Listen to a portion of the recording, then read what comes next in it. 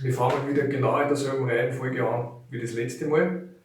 Das heißt, wir nehmen die Gitarre, schauen Sie es an, wo es passt. Normalerweise, wenn du nicht irgendwelche Kinder daheim hast, die was da alles übertragen, müsste es eigentlich in Ordnung sein von den Seiten her. Klarerweise als erstes wieder Stimme. Bei den Western-Gitarren gibt es zum Beispiel da herum einen eigenen, die haben einen Tonabnehmer. Da kannst du da hinten eine Batterie rein tun und dann mit einem Kabel in einen Verstärker fahren oder in eine DI-Box, in eine PA-Anlage und kannst eigentlich dann über Anlage spielen damit. Du kannst Effekte dazu tun, das heißt einen Chorus, einen Reverb, wie auch immer, damit das Ganze ein bisschen breiter klingt, der Echo sozusagen, oder sogar leicht anzehren, wie man das haben will. Und darum braucht man da eine Batterie, da drinnen ist ein Tonabnehmer eingebaut, die nehmen die Schwingung von der Seite an und geben die dann weiter. Das ermöglicht uns auch, dass wir einen kleinen Equalizer für die Gitarre haben, dann, wenn wir es irgendwo in einen Verstärker reinstecken, eine Lautstärke, lauter, leiser. Das kann man einfach da regeln und ein Stimmgerät. Das ist sehr praktisch. Man muss zwar, wenn man heute sagen wir, mit dem Nacken ein Thema hat, dann würde ich ein anderes Stimmgerät bevorzugen, so muss man zwar anschauen. Nochmal zum Nachhören. E, A, D, G, B oder H, je nachdem, und E. Dann schaltet man wieder aus. Kurze Wiederholung zum letzten Mal. Wir haben gelernt, wie die Saiten heißen. Da gibt es ja die Eselsbrücke. Das ist ja ein Spruch, ich weiß nicht, ob man sich noch erinnern können. Ein Anfänger der Gitarre hat Eifer. Genau, das ist von der dicken E-Seite bis zur dünnen E-Seite. Wir haben 3 Akkorde sich angeschaut. Das war der D-Akkord, die A-Dur und die E-Dur. Und die werden wir einfach jetzt wiederholen. Ich spiele es vor, ihr spielt es nach. So machen wir das. Also wir fangen mit der D-Dur an. Einzeln, dann haben wir hier ob es klingen. So, probiert es einmal. Dann machen wir es jetzt gemeinsam. 1, 2, 3, 4.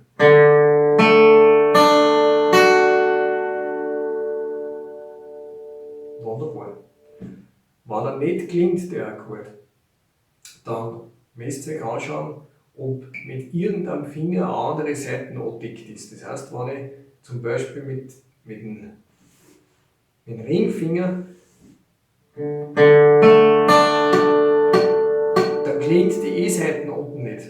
Wenn ich den Ringfinger aufstelle, nur mit der Spitzen, dann klingt es. Das sind die meisten Fehlerquellen, sage ich mal, wenn ich die Hand zu flach auflege. Das heißt, wenn der Daumen zu hoch herum ist und ich lege die Finger so hin, dann wird das nicht klingen. Das heißt, ich schaue, dass ich dann den Daumen auf der hinteren Seite, wenn man das so fühlt, dass ich den Daumen in der Mitte von der Gitarre, vom Hals, da irgendwo her tue, dann ermöglicht man das, dass ich das Gelenk weiter nach außen tragen kann und kann die Finger steiler aufstellen. Das ist der Trick. Wenn ich den Daumen so herum habe, dann geht das schweig. Kommt auch wieder darauf an, wie lang sind die Finger. Das nächste ist, wie ist meine motorische Veranlagung von den Fingern. Das heißt, wenn ich viel Schreibmaschinen schreibe oder wie ich immer oder klettern tue, dann werde ich vielleicht eine andere Kraft in den Fingern haben, tue mir da leichter. Das wäre eine, was seine Fingern vielleicht nicht so oft benutzt. Aber das ist eine reine Übungsgeschichte. Es gibt da in den Musikhäusern, es gibt so für Gitarristen so Knetbälle oder so Art Federn oder wie auch immer, die kann man auch während dem Fernsehen oder irgendwie, wenn man Zeit hat, dann nimmt man einfach das und knetet man das einmal, dann kriegt man mehr Kraft in den Fingern, dann tut man sich auch vom Greifen her leichter. Das wird irgendwann einmal sinnvoll werden, wenn man zu den Barré-Akkorde kommt. Der Barré-Akkord, das ist nichts anderes, als wie dass ich zum Beispiel so ein Griffbild, wie ich das jetzt zum Beispiel bei der E-Dur oder wie auch immer habe, dass ich das, was da herunter unser Sattel ist von der Gitarre, das übernimmt dann ein Finger, ich mache es jetzt einmal auf den dritten Bund und greife dann so im Endeffekt, was die E-Dur ist. Nur halt nicht mit den 3 Fingern, sondern ich greife die E-Dur dann mit den und lasse den einmal weg und fahre dann auf und lege den Zeigefinger über alle 6 Seiten. Die sollten alle klingen. Und das große Kunststück ist, dass ich dann auch noch einen Akkord greife. Da muss ich halt dann den Finger schon herunter, den Daumen sehr weit runter tun. Das wird vielleicht am Anfang ein bisschen weh tun und ich habe vielleicht auch die Kraft nicht. Und das sollte dann so klingen. Alle 6 Seiten. Und das ist ein Paré-Akkord. Und da kann man halt die verschiedensten Akkorde, was wir da herunten haben, zum Beispiel das 2 Akkorde, was wir heute lernen, ist C und G, die kommen dann dazu. Und das, was ich da jetzt gespielt habe, am 3. Bund, war jetzt ein G-Dur nur in Paré gespielt. Und wenn wir nicht Paré spielen, dann klingt das so. Kommen wir dann nachher dazu. Also das alleine hilft uns, dass wir in nächster Instanz irgendwann einmal zum Paré-Akkord zubekommen, dass wir Kraft kriegen in die Finger. Wir haben einen zweiten Akkord letztens schon gehabt, das war die A-Dur. Da ist es wieder so, ich spiele es kurz vor und ihr spielt es nach und dann spielen wir es gemeinsam. Das heißt, 5. Seite von unten, also 2. von oben, die dicke A-Seite ist die Bassseite.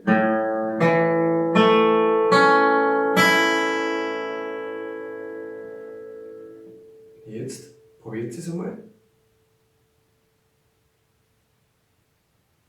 Und jetzt machen wir es gemeinsam. 2, 3, 4.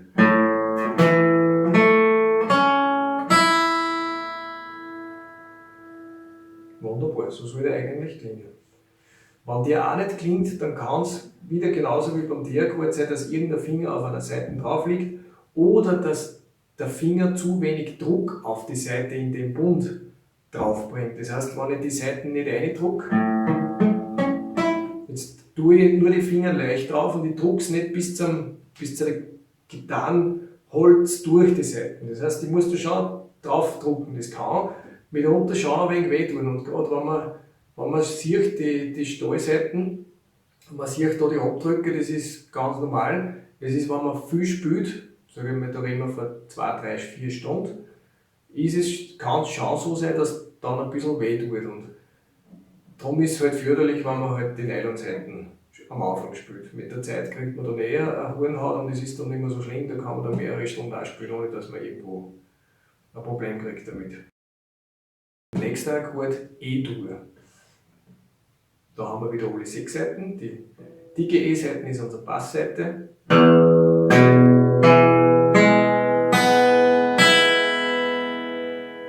Tier dran, probiert es einmal. Und jetzt machen wir es gemeinsam. 2, 3, 4.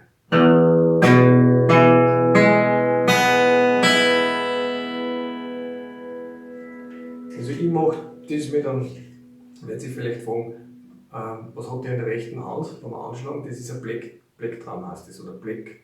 Gibt es in verschiedene Stärken, gibt es für Tönen, wenn man halt viel schlagt und eher in dem Bereich. Das machen wir dann beim nächsten Mal, werden dann die ersten Schlagsachen dazukommen, also Anschlagtechnik für die rechte Hand. Jetzt ist es mir wichtig, dass wir mal ein paar Akkorde kennen.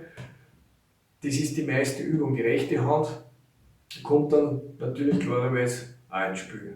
Das sind wie Bruder und Schwester, die gehören zusammen. Wenn eine ein wenig schwächelt, dann wird das ganze Gitarrenspielen nicht so schön klingen, sagen wir es einmal so. Also rechte Hand gehört genauso trainiert, dass die macht den Rhythmus, den Takt. Und die linke natürlich auch im richtigen Takt umgreifen. Und da braucht man halt eine Übung, dass zu der Zeit, wo der Schlag kommt, die Finger auf dem nächsten Akkord sind.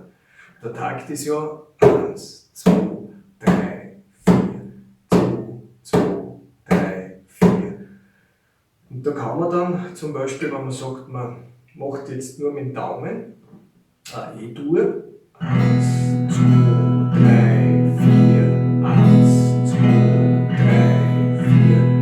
Und dann greift man in die A-Dur, 1, 2, 3, 4, 1, 2, 3, 4. Und dann greift man in die D-Dur, 1, 2, 3, 4, 1, 2, 3, 4. Bei der D-Dur ist es ab der D-Seite, das heißt, da schlagen wir 1, 2, 3, 4 Seiten an. 1, 2, 3, 4. 1, 2, 3, 4. 1,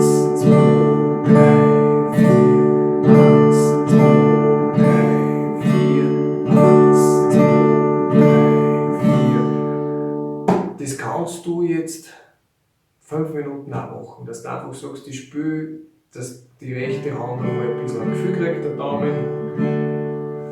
Später irgendwann, wenn du sagst, ich will es aber mit einem Black spielen, weil es einfach eine andere Dynamik hat. Man merkt da einen Unterschied. Natürlich gibt es auch Zupfen. Da kommen wir später dann einmal zu, ich sage es nur, das gibt es. Und dann probieren wir eine Abwechslung, dass man sagt, man schlägt 4-mal den D-Akkord an, 4-mal A-Dur, 4-mal E-Dur. Mit dem fangen wir jetzt an. Das kann man in einem Radl einfach einige Mal machen. 1, 2, 3, 4. 1, 2, 3, 4. 1, 2, 3, 4. 1, 2, 3, 4. A-Dur. 1, 2, 3,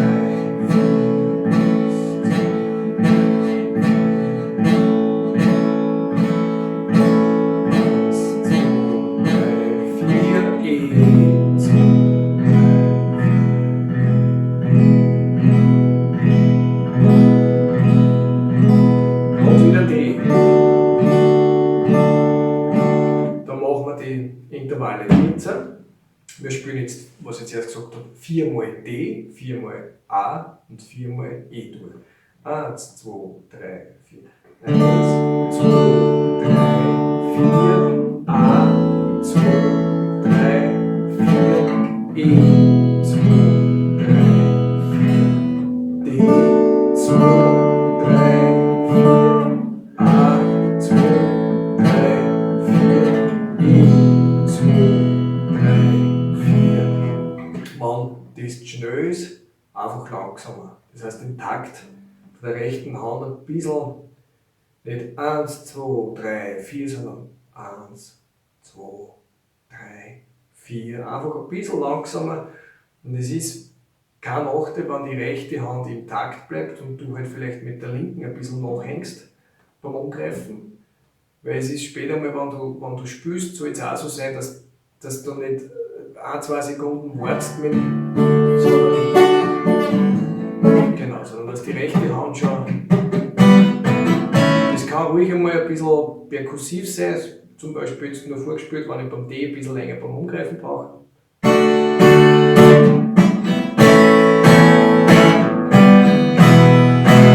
Jetzt war ich links noch nicht drauf und habe aber rechts weitergespielt, es hat dann so. Ja, das kann am Anfang vielleicht möglich sein. Es ist wahrscheinlich sogar gescheiter, ist, wie wenn man sagt, so jetzt 1, 2, 3, dann höre ich auf, 1, 2, 3, 4, so. Also man sollte schon irgendwann in nächster Zeit in den Takt reinkommen. Klar, dass das am Anfang noch relativ schwierig wird. Da helfen wieder die Übungen zur Wiederholung, dass man sagt, man tut die Hand weg, tut es drauf und das macht man bei der D-Dur, schauen ob es klingt, super, Hand weg, A-Dur, schauen ob es klingt, weg, E-Dur. Und so arbeitet man sich durch, dass man sieht, okay, ich werde immer schneller beim Umgreifen. So, das war jetzt einmal die Wiederholung von den 3 Akkorde. Unten blende ich euch das ein. Das ist die C-Dur und die G-Dur. Das sind jetzt dann schon mit D-Akkorde von vorhin mit den 3 und mit den 2, was jetzt dazukommen, haben wir 5 Akkorde, mit denen können wir schon einige Lieder spielen. Also da sind wir schon in einem Bereich, wo vielleicht dann noch ein F dazukommt, das kann man aber am Anfang vereinfacht spielen. Die Moll-Akkorde leiten sich irgendwo dann in der Form F und D an, also das ist auch nicht so schwer zum Lernen, also das ist dann schon mal ein guter Grundstock, was wir haben. Also wir fangen mit der C-Dur an. Die C-Dur, wir greifen mit dem Ringfinger auf der A-Seite im 3. Bund, mit dem Mittelfinger auf der D-Seite 2. Bund und mit dem Zeigefinger auf der H-Seite oder B-Seite im 1. Bund. Wir haben da eine leichte Überspreizung, das heißt, man kann ruhig mit dem Ringfinger ein bisschen runter Richtung 2. Bund, den Mittelfinger in die Mitte und dann messelt man das schon hinkriegen. Wichtig ist, dass schön steil, dass wir da einen Bleistift durchstecken können und dass man zum Beispiel mit dem Zeigefinger da hier unten nicht die dünne E-Saiten andämpft. Die sollen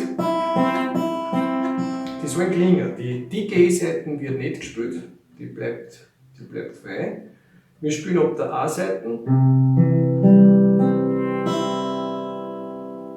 Sollen alle klingen. Der Akkord ist ein G-Dur, ist auch unten eingeblendet. Wir nehmen den Mittelfinger auf der dicken E-Seite am dritten Bund, nehmen den Zeigefinger auf der A-Seite im zweiten Bund und wir greifen mit unserem kleinen Finger auf der dünnen E-Seite im dritten Bund. Und der Ringfinger geht leer, beziehungsweise kann man auch das G spielen, dass man den Ringfinger hier unten am dritten Bund auf der H-Seite dazu gibt. Der Akkord klingt dann voller. Es ist richtig, also er stimmt und man muss noch nicht spielen. Wie ihr wollt, ich spiele sehr gern. Ich spiele mit, also der klingt dann so. Oder so, wenn man nicht mitspielt. Und alleine, wiederum, man sollte keine andere Seiten andämpfen und klingt dann einzeln in zerlegter Form.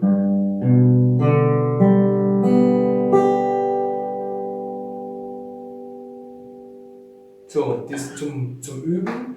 Bis zum nächsten Mal war das super, wenn ihr sagt, ich spiele die 3 Akkorde mit C und G in einer Abwechslung, wo man sagt, ich spiele G, ich spiele D, ich spiele C, ich spiele A und ich spiele E.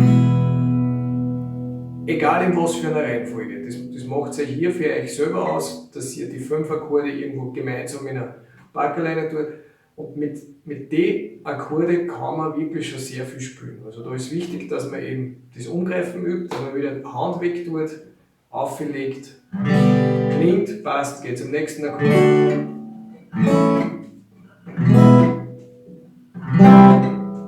Das war einmal ein guter Übungsansatz. Dann hat mich gefreut, bis zum nächsten Mal.